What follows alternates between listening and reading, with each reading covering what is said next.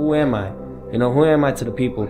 You know, I have a kid now, like I said before. Honestly, it's just that fatherhood time. You know, I haven't yet spent much more time with my son as I would want to. And he'll understand that as he gets older. If I can see, like, how can I change and how can I give my son more knowledge rather than luxury things, then I'm gonna do that.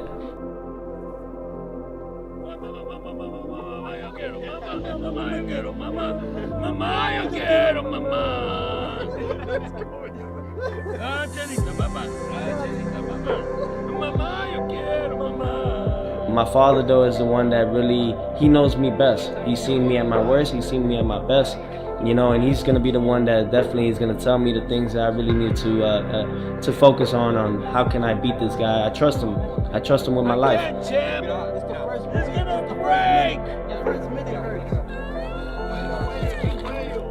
In the quiet before the noise, this fight begins long before the bell.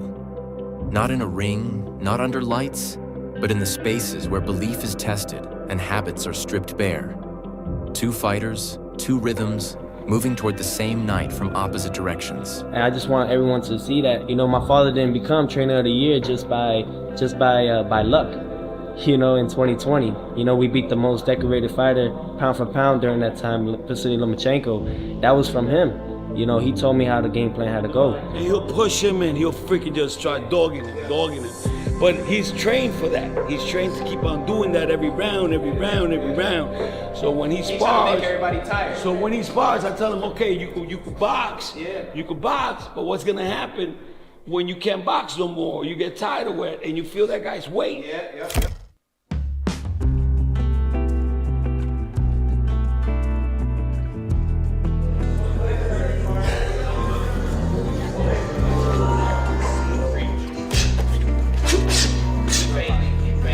Touch your body, go on top, and then you go on top. Good. Go. That head.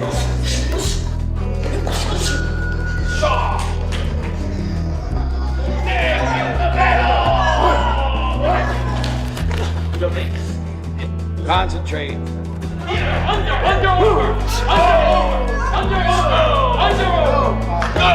doing things I can almost never do. Teofimo Lopez has always existed in that uncomfortable space where confidence borders on defiance, where belief isn't borrowed from praise but sharpened by doubt. He's never been the guy who needs everything calm and orderly to perform. If anything, chaos has usually been the switch that wakes up his best version. And that's what makes his preparation for Shakur Stevenson so fascinating. A lot of the times, you know, I didn't want to go into the gym. I didn't, you know, especially when I had to swim. You know, that was painful.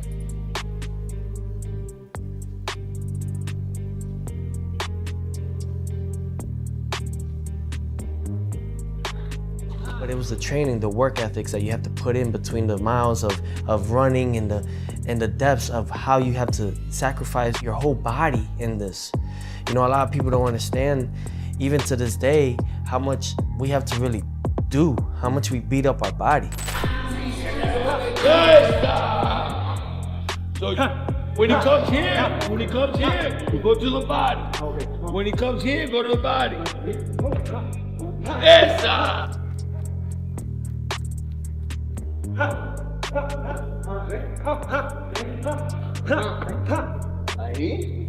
Oh, beautiful. He can't touch it, champ. He can't touch it. This time the noise hasn't changed him, it's focused him. Behind the scenes, Teofimo's training has been about tightening the parts of his game that don't rely on adrenaline, controlling distance better, staying disciplined between explosions, and forcing structure into moments where he used to freestyle. You know who that is, right? Like really looking. My father put me in with the top guys, professional fighters at like 12, 13 years old. You know, and that was something that I really enjoyed the most because it was hard. I would cry, I would run away, I didn't like it. I would tell him like, you know, this is not for me, I want to quit. And he would just, nope, no, you could do this. My father would flip it around sometimes and say, okay, you want to quit, we'll quit. And literally I would stop for maybe a day or two and bug him, be like, hey, I want to go back in the gym. So I believe we had this connection, obviously, since birth. The emphasis isn't just on power or athletic bursts, it's on patience, timing, and understanding that against someone like Shakur, you don't get unlimited chances. You can feel that this camp is about accountability, less talking to the crowd, more talking to himself. Every session feels designed to answer one question: can Teofimo stay sharp when the fight slows down? Camp, you know, you gotta be serious and stuff. You know, yeah, that's to get focused on the fight, but gotta make it a fun camp. So, right now, I'm gonna blow my dad's ear. About 13,000 years ago, it was a dominant paradigm in the study of ancient America. But it was wrong. Cover me. The old notion has been completely overtaken. Fossilized human footprints have been found in the New Mexican desert. I don't feel good, bro. Why you do that to me, bro? And you film that shit too, man? You better erase that shit. He knows Shakur thrives when opponents get frustrated, so the work now is about resisting that pull and learning to press without rushing. This isn't the Teofimo who's chasing moments. This is a fighter trying to control them, and that's the most dangerous version. It's very important to take breaks in between camps, you know, or even in camp. We're so focused at what's at task that we end up forgetting to have fun. You know, we have a long week of training. Let's reward ourselves for that week. And on the other side of that preparation sits Shakur Stevenson, a fighter who has never needed chaos to discover himself because discipline has always been his natural environment. Today we're doing sparring breakfast. So we're gonna do a little mixed potato hash with some chicken, sausage, and some protein pancakes and some ancient grain sourdough. Ready's ready. Too mean, too slow. Too slow. Get out the way. It's all that matters. It's all that matters. If I'm Zach, I'm gonna keep walking to you and over there. He gotta catch me. It's only 3 rounds.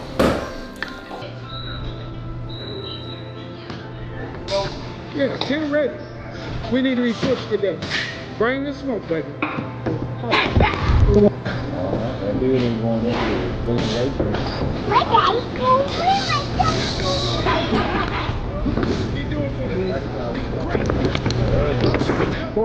Yep, that's fine. July 12th, demolishment.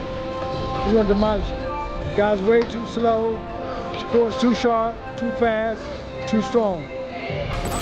It's where Teofimo sharpens his edge by learning restraint. Shakur sharpens his by removing excess. His training for this fight has been quiet, deliberate, and almost clinical, built around repetition, clarity, and decision-making under fatigue. This camp isn't about reinventing anything, it's about refinement. Every session is structured to reinforce what already makes him dangerous: distance control, balance, timing, and the ability to stay mentally untouched no matter what's happening around him.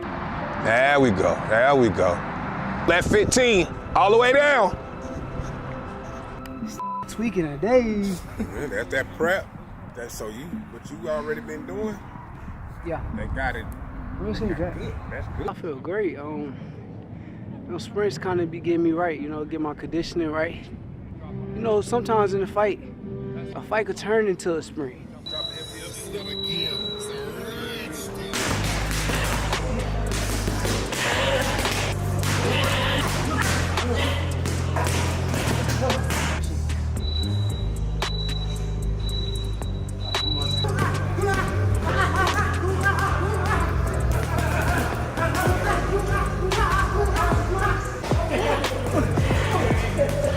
Shakur trains like someone who expects problems, not surprises. He's preparing for the moments when Teofimo explodes, when the crowd reacts, when momentum threatens to swing, and the work is about staying centered through all of it.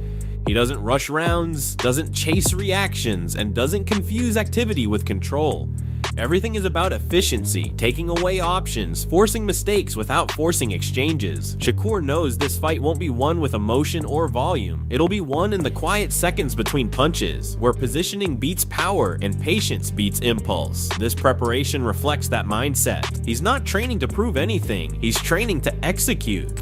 Big fight coming up. I heard you was the one that wanted to fight, right? Yeah. I actually set this fight up. And I honestly did it because I wanted to push myself. I know that Tio is a tremendous fighter. I know he's on an extremely high level. And I feel like, well, I know that I can beat him, but I know that this should be a tough test, so I'm ready. Who were some of the other options you had? Lamar Roach. That would have been a real good fight, man. But I mean, Tio, he's a bigger name, though, so I see why you went with him. Yeah, bigger name, and also he got the more accolades. He's been undisputed before. He's won belts at 35, won belts at 30, at 40. So he's more accomplished. So I know that would be a better name on my resume. And while Shakur is up there refining silence and precision, Teofimo Lopez is doing something just as revealing in his own way. He's talking like a man who genuinely believes ownership matters. Listening to this interview, I don't hear a guy trying to convince us. I hear a guy reminding himself. Teo isn't selling bravado, he's protecting territory. When he says Shakur can't take what he's bled for, that's not promo talk, that's identity talk. And I actually like how self-aware he sounds here. The video game stuff, the Roy Jones Jr. conversation, the studying old legends like Roy Jones Jr. and Henry Armstrong. That tells me this camp isn't just ego reps, it's curiosity. Teo knows raw athleticism won't be enough against Shakur Stevenson, so he's looking for layers, deception, timing off feints, the stuff that doesn't show up on highlight reels but flips rounds. Well, I think at certain points in your career, right, you have to realize that you don't know everything, right? And sometimes you have those, like the likes of Roy Jones Jr., who was arguably the best fighter in the 90s, even the early 2000s, and for him to want to, help me in some sense, maybe there's something that I'm not possibly there yet with that he could possibly add to my arsenal, and I would love to see more. I would love to learn more. That's like some type of mentorship. I love that he openly admits he doesn't know everything, because that's growth, not weakness. And when he talks about mindset, faith, destiny, you can hear how much this fight is tied to legacy in his head. He's not trying to outtalk Shakur, he's trying to outbelieve him. Even his take on Shakur being labeled boring is smart. He doesn't dismiss it, he embraces it and says, cool, that's why I'm here to disrupt it. Now that's Teofimo in a nutshell. He doesn't reject narratives, he challenges them head on. So while Shakur is sharpening control in the quiet, Teo is sharpening conviction in the noise, studying, adjusting, convincing himself that when the bell rings, belief plus preparation equals takeover. And whether you agree with him or not, you can't deny this. He sounds locked in, not scattered. That's a dangerous version of Teofimo Lopez walking toward this fight. What's it like seeing him now kind of face to face? When you look at him, what do you see? Because obviously you're not locked in just yet, and the closer it gets to a fight, obviously things turn a little bit. But when you do look at Shakur, what do you think of him? I think, I don't think too much of it. I think that he believes in himself, that's one thing, but I'm here to destroy his dreams and all that he wants to do and become. You can't take this from me. I worked very hard for it. I've bled for this, and I'm not taking nothing from him, but I just believe that what's gonna happen next is for destiny in the boxing ring to decide. And right after hearing Teofimo speak with that mix of conviction, reflection, and this is mine energy, the conversation takes a sharp turn when Shane Mosley steps in, and it feels like a veteran tapping the chessboard and saying, alright, now let's be honest. When a guy like Shane Mosley calls this a true 50-50, that's not fence sitting, that's respect for danger on both sides. I love how he frames it. Not about hype, not about records, just one simple question: who imposes their will first? And that's the real tension here. You've got Shakur, who wants the fight quiet, measured, controlled like he's dimming the lights round by round. And then you've got Teofimo, who can flip the switch and turn angles, speed, and power into straight up disruption. Mosley reminding people that Teo can actually box when he chooses is key, because casual fans forget that part. This isn't some wild brawler hoping for luck. This is a guy who figured out Lomachenko in real time, which is not a casual accomplishment. I think you're going to need a couple of rounds, but the first round is going to be very interesting. Maybe you see some tails, but I think maybe 2 or 3 you're going to start seeing one leave the other. Because I don't think that, well, maybe, I mean, Shakur might show some different, if he has to go after Teofimo, he might show some different type of heart that we haven't seen, or different type of fighting we haven't seen. And vice versa, you know, whereas Teofimo's hitting him with different shots off the angle, that is kind of giving, you know, Shakur Stevenson trouble. We'll see about that. And the weight jump talk, that's veteran thinking. Not panic, not assumptions. Just let's see how that speed looks when the mask comes with it. I also like how Shane doesn't rush to crown anyone early. He basically says the first couple rounds are reconnaissance, but by round 2 or 3, somebody's fingerprints are going to be all over this fight. Either Shakur starts quietly separating with positioning and timing, or Teo starts landing those weird angle shots that make you second guess your whole game plan. And the funniest part is how Mosley shrugs at predictions like, nah, I'm just watching, because that's exactly how this fight feels. You don't analyze it to feel smarter, you analyze it to understand how thin the margins are. This isn't about who looks better on paper, it's about who forces the other guy to fight a version of himself he's not comfortable with. And when a Hall of Famer tells you he's grabbing popcorn instead of a scorecard, that's your signal. Buckle up. This one's going to reveal something real. I think people overlook of Teofimo is he can box when he wants to. Like, he's shown he has a slick style too when he wants to do that. When he wants to do that. So if you have a slick style and you got power and you got the speed too, and you're fighting at 140, so let's see, I don't know if Shakur Stevenson is going to get slower moving up in weight or not, where Teofimo can hit him. Maybe he was really fast at 130, 26-30, maybe 35, but 40, you put on a little bit more weight. I think that he holds the weight probably really, really good, but you just don't know. And coming right off Shane Mosley, breaking it down like a vet who's seen every version of chaos a boxing ring can offer, Wade Plemons steps in and flips the lens just enough to make you sit it up straighter.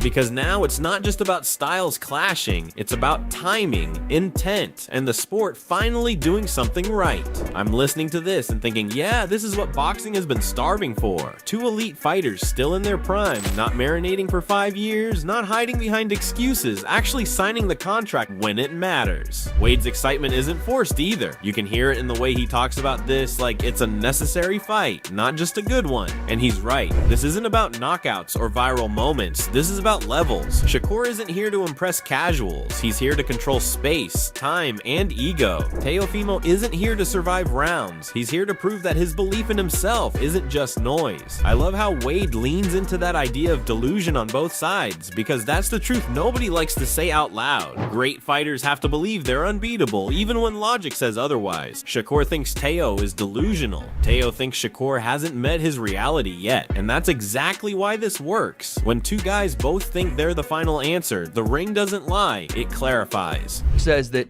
Teofimo's delusional, Shakur has that same delusion. It's what propels both of them to the highest degree. Now, here was them facing off a couple of months ago, I think, at this point. And this is what I was talking about. Shakur is in stature the bigger guy, which is crazy because he fights at the lower weight. He is a bit more skinny, obviously, but now he's coming up to 140, and it feels like Teofimo Lopez can't go much bigger than 140. Like, I've heard him talk about going to 147. That would be the highest I would think Teo should go, but here's their face-off. Real quick, Izzy, you should be in the middle. I know I'm there. Yeah. There you go.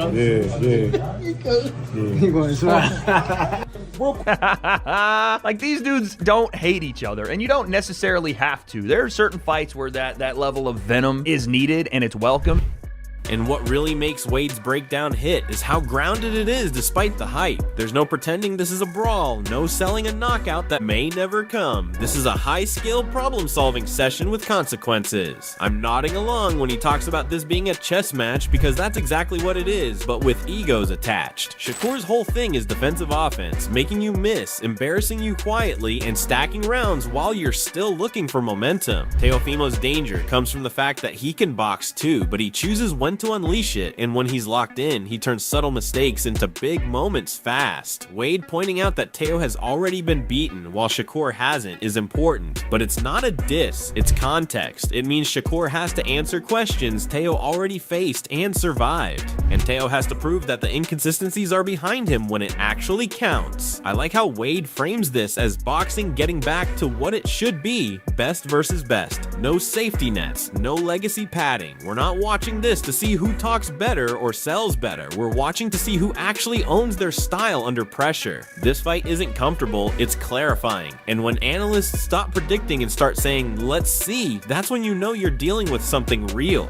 Stylistically go between Shakur and Teo because they're both very technical. Both guys understand the sweet science and fight very smart. No one takes a ton of risks. Teo does have a bit more pop in his shots and can put you down, but if you take the risk of making a massive mistake versus a guy like Shakur, then Shakur will outbox you, outclass you, and take you into deep water. So we'll see. Stylistically, we'll see how this thing goes because I don't see a super over-aggressive Teofimo Lopez. I don't see that. I don't see Shakur getting too out of pocket with him either, but we will have, I think, a very, very high-skill, high-level boxing match. I'll be honest. I'm going to be real honest. He was a lot better younger.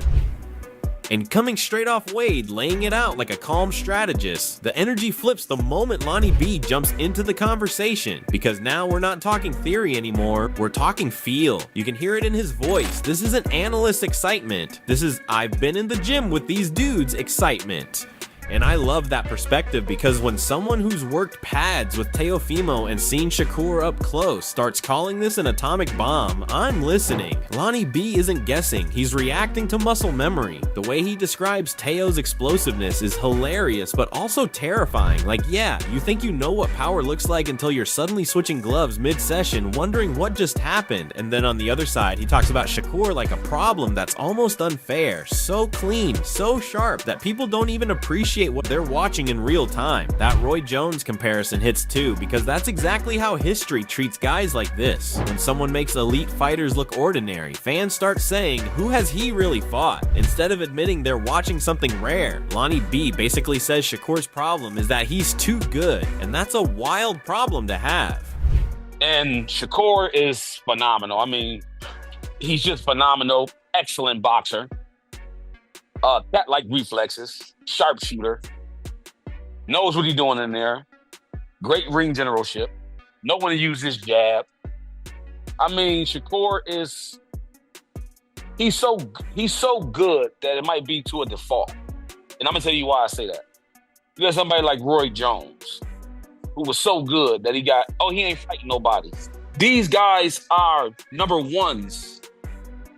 And it's just that he's so good, he make these guys look like nobody, so they say, oh, well, he ain't fought nobody. Why come he just can't be that good? And what really makes this breakdown pop is how he frames the danger on both sides without glazing either guy. He's not pretending Shakur is untouchable. He straight up says there are shots Shakur has taken that he absolutely cannot afford to take against Teofimo. That's not hate, that's reality. Teo isn't the guy you test habits against. One clean touch and suddenly his confidence goes through the roof. The traps come out, the rhythm changes, and now you're fighting a completely different animal. I also love the Floyd versus Roy analogy because it explains everything in one sentence without disrespect. One guy dares to bend the rules because he can. The other guy perfects the rules until they feel suffocating. And that's why this fight feels special. Lonnie B isn't selling a boring chess match or a reckless firefight. He's saying this is jazz versus jazz, two masters improvising in different languages. If Shakur doesn't strip Teo's confidence early, things get dangerous fast. If Teo can't disrupt Shakur's calm, he's stuck chasing shadows for 12 rounds. That's the tension. That's the beauty. This isn't about who looks cooler on highlights. It's about who can stay himself when the other guy forces you out of your comfort zone. And when someone who's seen both camps says, this is a classic. That's not promo talk. That's a warning. Because T.O., he's one of those guys. Once he feels once he touch some skin, that get him going, get him warmed up. Like, okay, he gets more brave. Like, okay, the wheels start going. Oh, I can do this. I can do that. I can do this. I can do that. And you can see him putting the when he's in the zone, it's almost impossible to stop it because he's tapping his back of his heel and he's setting up different traps and his confidence. It's like the key factor of his fight, right? There we go. If his confidence is here, you can almost kiss the fight goodbye. So Shakur has to rip his confidence from the second the fight starts and keep it that way because if not, there we go. He got to keep that gas tank on E. So when you stack all of this together, it stops being about who sounds more confident and starts being about whose identity survives contact. You've got Teofimo Lopez sharpening belief, layering structure onto chaos, convincing himself that ownership matters and moments belong to him. On the other side, Shakur Stevenson is refining control, trusting process over noise, preparing to let patience suffocate urgency. Then you add Shane Mosley reminding us this is about will, Wade Plemons framing it as boxing finally doing things the right way, and Lonnie B pulling the curtain back on what these guys actually feel like in the gym. Different voices, same conclusion. This fight isn't safe, it isn't comfortable, and it isn't predictable. It's a collision of philosophies. Does disruption crack discipline, or does discipline drain disruption? That's the real question the ring is going to answer. No narratives, no excuses, just 12 rounds of truth where styles don't just clash, they get tested. This is one of those fights that doesn't just crown a winner, it exposes who you really are when your best version is standing right across from you. Drop your thoughts in the comments. Let's really talk about it. And don't ever forget to like, share, and subscribe to Boxing Headquarters. See you in the next one.